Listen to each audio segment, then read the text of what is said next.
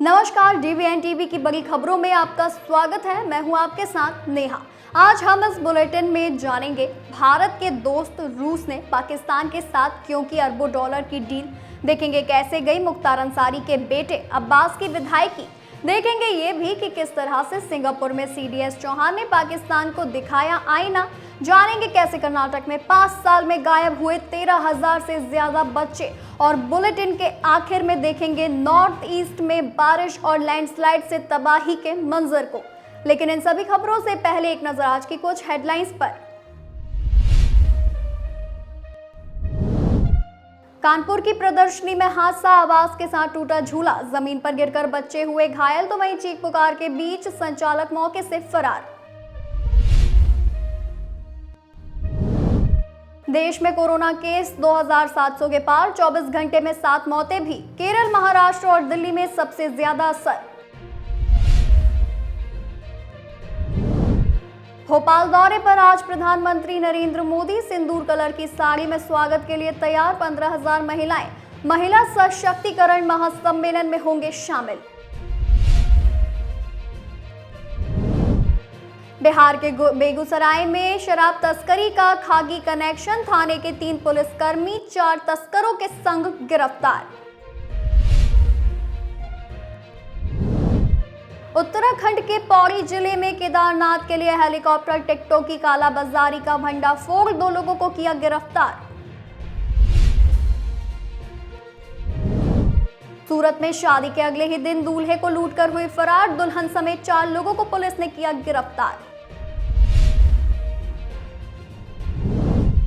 Hate speech case में मुख्तार अंसारी का विधायक बेटा दोषी करार, एमपी एमएलए कोर्ट ने सुनाई 2 साल की सजा। सहारनपुर में प्रशासन ने निर्माणाधीन मस्जिद ढहाई, कांग्रेस सांसद बोले बिना नोटिस दिए की तोड़फोड़ की कार्रवाई। झारखंड के दुमका में हादसा, नदी में नहाते समय 2 चचेरी बहनों की हुई डूबकर मौत, गांव में पसरा मातम। भोपाल में पीएम मोदी की पाकिस्तान को फिर चुनौती, कहा गोली का जवाब मिलेगा गोले से, सिंदूर भारत के शौर्य का बनेगा प्रतीक। तो वहीं असम में लैंडस्लाइड से 5 की मौत, बाढ़ से 10,000 लोग प्रभावित, मिजोरम में भी भूस्खलन। वही ये तो थी आज की हेडलाइंस। चलिए बात कर लेते हैं बड़ी खबरों की। पहलगाम आतंकी हमले के बाद अलग थलग पड़े पाकिस्तान के साथ भारत के दोस्त रूस ने बड़ी डील की थी। इसको लेकर पाकिस्तान की मीडिया की ओर से बड़े बड़े दावे किए गए थे। रूस की ओर से इन रिपोर्ट को खारिज कर दिया गया है। रूस ने इन सभी खबरों को अफवाह बताते हुए इन्हें भारत के साथ रिलेशन को खराब करने का प्रयास बताया है। पाकिस्तानी मीडिया की ओर से दावा किया गया था कि रूस और पाकिस्तान ने कराची में सोवियत युग के एक स्टील प्लांट को फिर से शुरू करने के लिए एक समझौता किया है।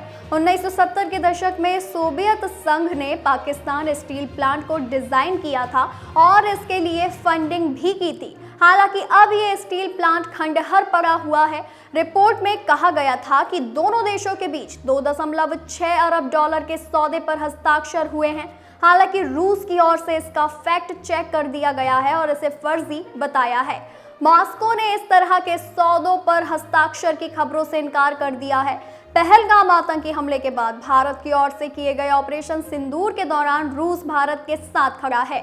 रूस की ओर से बयान जारी कर कहा गया था कि भारत को आतंक के खिलाफ निपटने का पूरा अधिकार है। ऑपरेशन सिंदूर के बाद ये साझेदारी और भी मजबूत हुई है।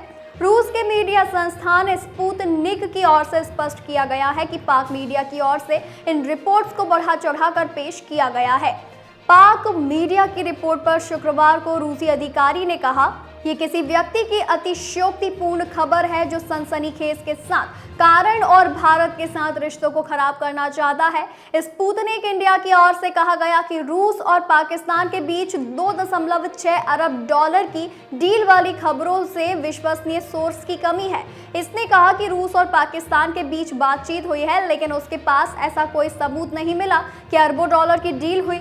रिपोर्ट में कहा गया है कि इस दावे की शुरुआत निक्केई एशिया ने अपनी रिपोर्ट में की थी, जिसको 2022 में ही रूस में बैन कर दिया गया था। अब्बास अंसारी की मऊ कोर्ट से सजा का ऐलान होते ही विधायकी भी खत्म हो गई है। इस संबंध में विधानसभा अध्यक्ष नोटिफिकेशन जारी करेंगे। नोटिफिकेशन में आज की तारीख से सदस्यता रद्द होने का जिक्र रहेगा। दरअसल सुप्रीम कोर्ट के दिशा निर्देशों के अनुसार अगर सांसदों और विधायकों को किसी भी मामले में 2 साल से ज्यादा की सजा हुई तो ऐसे में उनकी सदस्यता यानी संसद और विधानसभा से रद्द हो जाती है। सुप्रीम कोर्ट ने ये दिशा निर्देश जनप्रतिनिधित्व कानून की धारा 8(4) निरस्त कर दिया है। हालांकि कोर्ट ने प्रत्याशियों को एक राहत जरूर दी है, जिसके तहत अगर सदस्य फैसले के खिलाफ सुप्रीम कोर्ट जाना चाहता है और फैसला पक्ष में आता है तो सदस्यता स्वतः ही वापस हो जाती है। आपको बता दें कि उत्तर प्रदेश के मऊ में साल 2022 के विधानसभा चुनाव के दौरान दिए गए भड़काऊ भाषण के मामले में सुबह सपा विधायक अब्बास अंसारी को कोर्ट ने दोषी करार देते हुए 2 वर्ष की सजा और 3,000 का जुर्माना लगाया। ये सजा मऊ जनपद की MP MLA कोर्ट में मुख्य न्यायिक मजिस्ट्रेट KP सिंह ने सुनाई। इसी मामले में ये आरोपी मंसूरी अंसारी को 6 महीने की सजा और 1,000 रुपए जुर्माने की सजा दी गई है। हेट स्पीच के मामले में मऊ से विधायक और सुहेलदेव भारतीय समाज पार्टी के नेता अब्बास अंसारी को कोर्ट ने दोषी करार दिया। मऊ की MP MLA कोर्ट ने सजा का ऐलान किया है। जानकारी के अनुसार ये मामला 3 मार्च 2022 का है, जब उत्तर प्रदेश विधानसभा चुनाव के दौरान अब्बास अंसारी ने मऊ के पहाड़पुर मैदान में आयोजित एक जनसभा में सरकार बनने पर अधिकारियों को ठीक से देख लेने की धमकी दी थी। इस भड़काऊ बयान को लेकर विरोध हुआ और मऊ कोतवाली के तत्कालीन सब इंस्पेक्टर गंगाराम बिंद ने उनके खिलाफ FIR दर्ज करवाई थी। अब्बास अंसारी पर भारतीय दंड संहिता की 6 धाराओं में मुकदमा दर्ज किया गया था, जिनमें धारा 506 आपराधिक धमकी, धारा 171F, धारा 186, धारा 189 आदि शामिल हैं। इन धाराओं के तहत दर्ज केस की सुनवाई मऊ के मुख्य न्यायिक दंडाधिकारी डॉक्टर KP सिंह की कोर्ट में चल रही थी, जिसने अब अब्बास अंसारी को दोषी करार दिया है। ये मामला इसीलिए भी महत्वपूर्ण माना जा रहा है क्योंकि अब्बास अंसारी ने न केवल पूर्व बाहुबली सांसद मुख्तार अंसारी के बेटे हैं, बल्कि वर्तमान में मऊ सदर सीट से विधायक भी हैं। भारत के चीफ ऑफ डिफेंस स्टाफ यानी CDS जनरल अनिल चौहान ने शुक्रवार को सिंगापुर में आयोजित 22वें शांग्री-ला डायलॉग में हिस्सा लिया और आतंकवाद को लेकर पाकिस्तान को आईना दिखाया है। जनरल चौहान ने कहा कि सिर्फ भारत नहीं बदला, रणनीति भी बदली है। शांग्री-ला डायलॉग एशिया का प्रमुख रक्षा मंच है, जिसका आयोजन शुक्रवार से रविवार तक हो रहा है। इस महत्वपूर्ण संवाद के दौरान जनरल चौहान ने भविष्य के युद्ध और युद्ध कला विषय पर संबोधन दिया। उन्होंने एक विशेष सत्र में भी हिस्सा लिया, जिसमें उन्होंने भविष्य की चुनौतियों के लिए डिफेंस इनोवेशन सॉल्यूशन विषय पर अपनी बात रखी।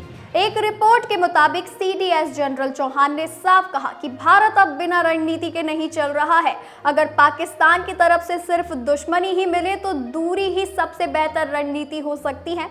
उन्होंने आगे कहा कि जब हमने आज़ादी पाई थी तब पाकिस्तान सामाजिक विकास, GDP, प्रति व्यक्ति आय से लेकर हर पैमाने पर हमसे आगे था, लेकिन आज भारत अर्थव्यवस्था, मानवीय विकास, सामाजिक समरसता समेत हर मोर्चे पर आगे है। ये संयोग नहीं बल्कि रणनीति का ही नतीजा है। CDS जनरल चौहान ने साल 2014 की कूटनीतिक पहल को याद दिलाया, जब प्रधानमंत्री नरेंद्र मोदी ने अपने शपथ ग्रहण में पाकिस्तान के तत्कालीन प्रधानमंत्री नवाज शरीफ को आमंत्रित किया था। जनरल चौहान का कहना था कि लेकिन तालियां बजाने के लिए 2 हाथ चाहिए होते हैं। उन्होंने कहा अगर बदले में सिर्फ शत्रुता ही मिले तो फिलहाल दूरी बनाए रखना भी एक समझदारी भरी रणनीति है। जनरल चौहान ने सिंगापुर में आयोजित कार्यक्रम के दरमियान ऑस्ट्रेलिया, यूरोपीय संघ, France, Germany, Indonesia, Japan, Netherlands, New Zealand, Philippines, Singapore, Britain समेत कई देशों के वरिष्ठ रक्षा अधिकारियों और सैन्य नेताओं के साथ द्विपक्षीय बैठकें भी की है। इन बैठकों में इंडो पैसिफिक क्षेत्र में सैन्य सहयोग बढ़ाने, रक्षा साझेदारी को मजबूत करने और साझा सुरक्षा चुनौतियों से निपटने पर चर्चा हुई। कर्नाटक से चौंकाने वाले आंकड़े सामने आए हैं जो बताते हैं कि राज्य में चाइल्ड किडनैपिंग बढ़ गई है। बेंगलुरु मिरर की एक रिपोर्ट के अनुसार पूरे कर्नाटक में बच्चों के अपहरण की काफी ज्यादा चर्चा है। आधिकारिक आंकड़ों से पता चला है कि पिछले 5 वर्षों में लगभग 13,000 बच्चे लापता हुए हैं। रिपोर्ट के अनुसार साल 2020 और 2024 के बीच 12,790 चाइल्ड किडनैपिंग के मामले सामने आए, फिर भी इनमें से 1,300 से अधिक बच्चों का कोई पता नहीं चल पाया। किडनैप किए गए बच्चों की लिस्ट में जो एक चीज और भी ज्यादा चिंता बढ़ाती है वो ये है कि किडनैप हुए बच्चों में ज्यादातर लड़कियां हैं। साथ ही ये भी सामने आया कि ये बच्चे रोजाना की रूटीन की चीजें करने के दौरान गायब हुए हैं। कोई स्कूल गया और फिर घर नहीं लौटा, कोई ट्यूशन क्लास से गायब हो गया। इसी तरह रोजाना के कामों के दौरान ही बच्चे गायब हो गए हैं। इन सब मामलों के चलते पेरेंट्स का डर बढ़ गया है और पुलिस के लिए ये एक बड़ी चुनौती पैदा करता है। बेंगलुरु की एक रिपोर्ट के अनुसार राज्य भर में सबसे ज्यादा किडनैपिंग के केस बेंगलुरु से सामने आए हैं। इसके बाद कई अन्य दक्षिणी जिले हैं जिनमें तुमकुरू, शिवमोगा, मांड्या, दावणगेरे, हसन, चित्रदुर्ग और मैसूर टॉप 10 में शामिल है। इन जिलों में पिछले 5 साल में सबसे ज्यादा तादाद में बच्चे किडनैप किए गए हैं। इन सब चीजों के चलते राज्य और केंद्र दोनों सरकारों ने लापता बच्चों का पता लगाने के लिए स्पेशल टास्क फोर्स का गठन किया है। इसी के साथ लगातार हो रही किडनैपिंग के चलते इस बात का संदेह बढ़ रहा है कि कई बच्चे मानव तस्करी, बाल मजदूरी, अंग व्यापार, यौन शोषण और जबरन भीख मांगने में शामिल संगठित आपराधिक नेटवर्क का शिकार हो गए हैं। हालांकि पुलिस इन मामलों की जांच कर रही है और इस तरह के नेटवर्क पर नजर रखी जा रही है। केरल में मानसून की दस्तक के बाद बारिश का दौर शुरू हो चुका है। इसके साथ ही मानसून नॉर्थ ईस्ट के राज्यों में भी पहुंच चुका है। यही कारण है कि असम, मेघालय, मिजोरम, सिक्किम में पिछले 3 दिन से लगातार भारी बारिश हो रही है। अब आपको बता दें कि पिछले 24 घंटों के दौरान कई जगहों पर लैंडस्लाइड और बाढ़ जैसे हालात देखने को मिल रहे हैं। लगातार हो रही बारिश के कारण अब तक 19 लोगों की मौत हो चुकी है। बाढ़ से 12,000 से ज्यादा लोग प्रभावित हुए हैं। मिजोरम, असम, मणिपुर, त्रिपुरा और अरुणाचल प्रदेश बाढ़ से बुरी तरह प्रभावित हुआ है। यहाँ कई इलाकों की सड़कें बह गई और घर तबाह हो चुके हैं। लगातार हो रही बारिश के कारण हजारों लोग बेघर हो चुके हैं, जबकि कई स्थानों पर बचाव अभियान चल रहा है। मौसम विभाग IMD ने आने वाले दिनों में और अधिक बारिश की चेतावनी देते हुए कई पूर्वोत्तर राज्यों के लिए रेड अलर्ट जारी कर दिया है। शुक्रवार देर रात दक्षिणी मिजोरम के लॉन्गट्लाई शहर में लगातार बारिश के कारण हुए बड़े भूस्खलन में 3 इमारतें ढह गई, जिसके बाद कम से कम 8 लोगों के फंसे होने की आशंका है। लगातार बारिश और सीमित उपकरणों के कारण बचाव कार्य बाधित हो रहा है। मलबे से अब तक 2 घायल व्यक्तियों को निकाला गया है। मलबे के नीचे से मदद के लिए चीख पुकार की आवाजें सुनाई दे भी रही थी। भूस्खलन के कारण राष्ट्रीय राजमार्ग 54 अवरुद्ध है, जिससे लॉन्गट्लाई मिजोरम के सबसे दक्षिणी जिले सियाहा से कट गया है। उधर सिक्किम में भारी बारिश के कारण थेंग और चुंगथांग इलाकों में भूस्खलन से कई घर मलबे में दब गए। इस बार मानसून समय से पहले ही दस्तक दे चुका है। पहले समय से 8 दिन पहले दोस्ती थी, उसके बाद महा रिकॉर्ड बना दिया। मानसून की दस्तक के बाद 30 मई तक 116.6 मिलीमीटर मानसूनी बारिश दर्ज की गई है। वहीं आज के लिए बस इतना ही। ऐसी ही खबरों को जानने के लिए बने रहिए DVN TV न्यूज के साथ।